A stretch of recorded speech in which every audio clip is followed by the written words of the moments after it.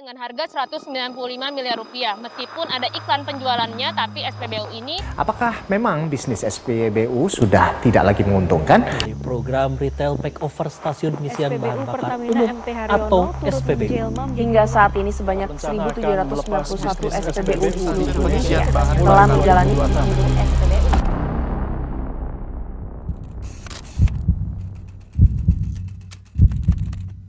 Guys, semua orang di dunia ini pasti pengen hidupnya itu berkecukupan, makmur. Nah, salah satu agar manusia bisa mencapai itu, ya dia pasti harus punya bisnis. Di mana bisnisnya itu konsumen itu datang terus tiap hari, silih berganti, nggak kenal waktu, 24 jam ada aja yang datang buat belanja. Tapi percaya nggak lo, kalau gue bilang ternyata bisnis dengan advantage setinggi itu, sebesar itu, di mana konsumen tuh datang terus nggak kenal waktu, ternyata nggak selalu berbanding lurus dengan profitnya, bahkan bisa jadi malah rugi. Loh kok bisa? Bisnis apa yang bisa bikin begitu? Nah, kalau lu penasaran, jangan skip video ini. Let's check this out. Guys, lu mungkin pernah berpikir nih, betapa enaknya, betapa nikmatnya hidup ini kalau lu punya bisnis yang jualannya itu pasti laku, pasti 100% laku, pasti dibeli terus, lagi dan lagi, tiap hari. Tapi ternyata khusus buat bisnis yang satu ini, belum tentu. Apa itu bisnisnya? Bisnisnya adalah SPBU, alias yang kalau kita sering sebut pom bensin. Jadi kelihatannya nih, SPBU nih kayak bisnis yang nggak mungkin banget lu rugi, karena semua orang pasti tiap hari nenggak bensin. Mau pakai motor, mau pakai mobil, mau lu ngendarain truk pun pasti butuh bensin. Jadi selama kendaraan di dunia ini, di bumi ini, di Indonesia ini masih nenggak ciu nih, bensin, solar kayak mau Pertamax kayak pasti tetap dicari orang. Tapi di balik lancarnya arus duit itu tuh ternyata belum tentu bagus, bro. Lo kok bisa? Nah ini nih yang menarik nih. Jadi ternyata kalau di Indonesia nih lu mau buka usaha SPBU itu butuh modal yang gede banget. Persyaratan dari Pertamina sendiri nih udah punya standar yang jelas kalau lu mau jadi mitranya Pertamina. Karena dalam pembangunan sebuah SPBU nih, lu harus punya luas minimal lahan nih. Ya tergantung dari letak lahannya nih yang bakal dibangun jadi SPBU. Ini minimal punya lebar muka minimum 20 meter nih biar kendaraan mudah masuknya ya. Dan ada beberapa tipe SPBU dengan standar desain kayak begini nih, SPBU reguler. SPBU reguler nih syarat yang mesti dipenuhi nih minimal punya luas lahan berukuran 1000 meter persegi, minimal 2 pulau pompa, wajib nyediain PLTS di atap dan investasi kurang lebih 6 miliar di luar tanah. Bayangin lu harus punya duit 6 miliar di luar tanahnya itu. Lalu ada lagi SPBU mini, ini minimal luas lahannya 600 meter persegi, maksimal 1 pulau pompa dan investasinya kurang dari 2,5 miliar, lagi-lagi di luar tanah. Yang terakhir ada SPBU compact. Ini minimal luas lahannya 200 meter persegi, bangunan permanen atau modular nih dengan sarfas tangki, drum atau IBC tank. Sarana penyimpanan ini minimal 1 kiloliter dan investasinya kurang lebih 1 miliar di luar tanah. Dan bukan cuma itu aja guys, calon mitranya Pertamina nih ini juga wajib yang pertama nih berbentuk badan usaha berbadan hukum, perseroan terbatas atau koperasi.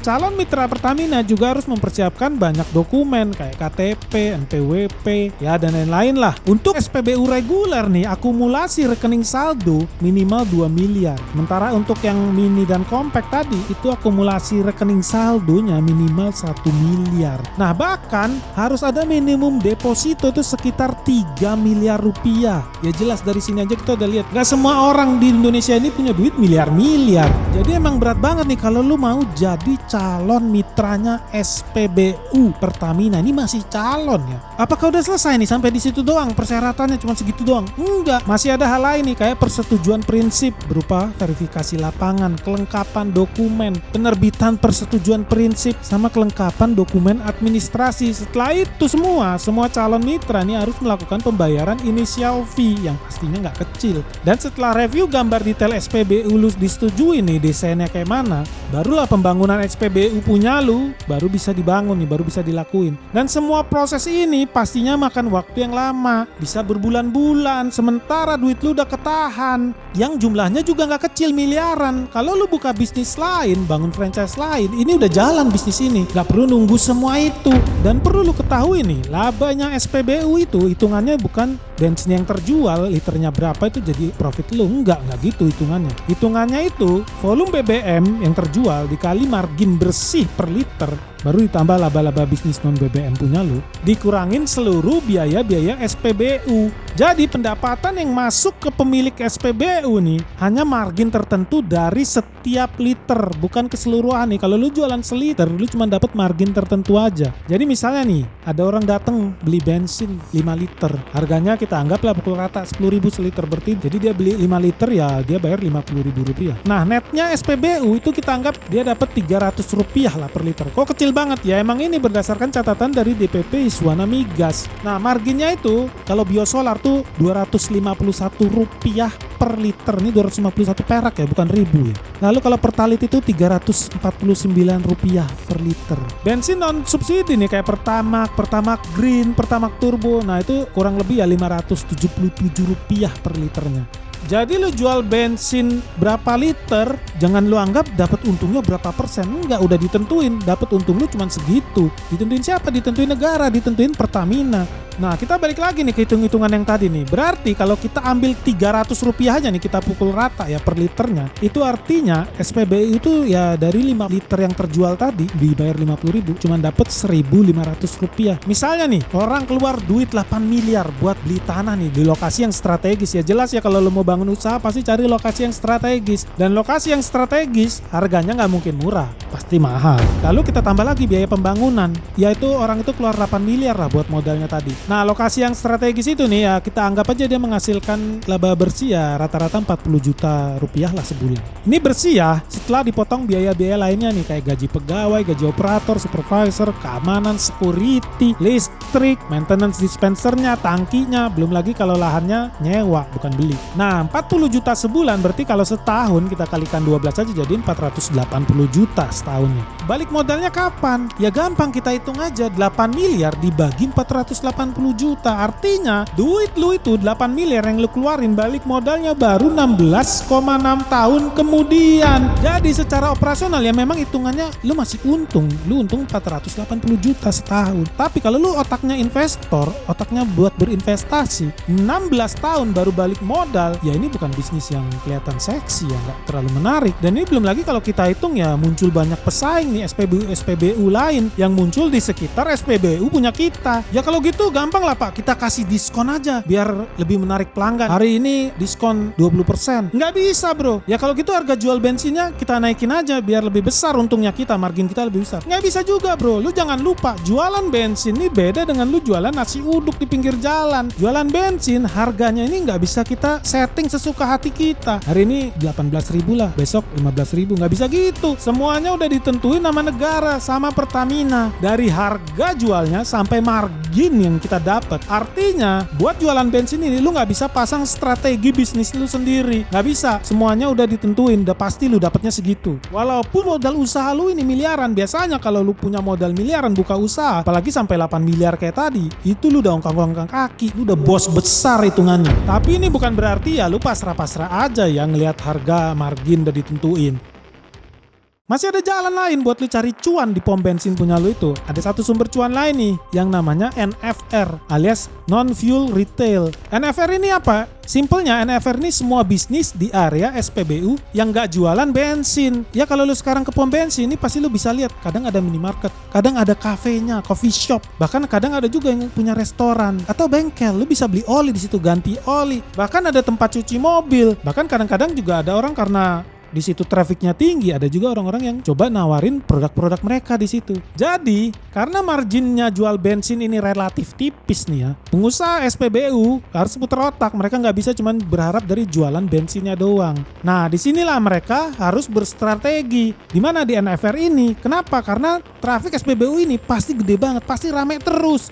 Bahkan mungkin bisa lebih ramai dari mall. Dan traffic ini harus bisa dimanfaatkan pengusaha SPBU semaksimal-maksimalnya, semaksimal mungkin. Biar terjadi transaksi kedua, bukan cuma belanja bensin, orang keluar duit lagi. Orang buka dompet lagi, beli kopi, beli cemilan, beli oli, ganti olinya. Atau bahkan makan di restoran yang ada di SPBU itu. Jadi sederhananya, bensin ini cuma buat bawa traffic, biar orang mampir isi bensin.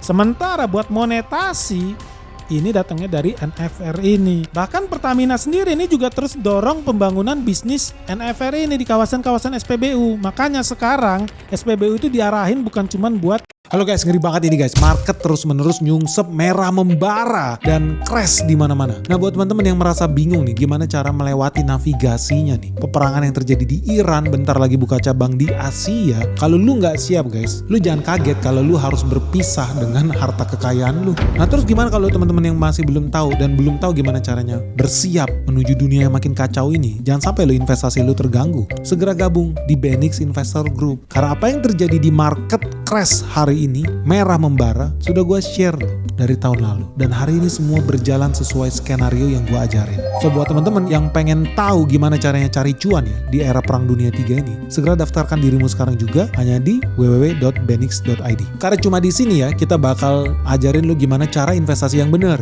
Kita bakal ketemu dengan direksi-direksi perusahaan top yang ada di Indonesia. Kita akan ajak lu buat site visit, temu emiten, bahkan kita ada acara sebentar lagi gala dinner bersama seluruh investor di Benix Investor Group. So tunggu apa lagi guys? Orang dari luar negeri aja berbondong-bondong buat ikut Benix Investor Group. Masa lu ketinggalan? Benny Batara, the founder of the Benix Investor Group. Yuk buruan segera daftar di Benix Investor Group sekarang juga.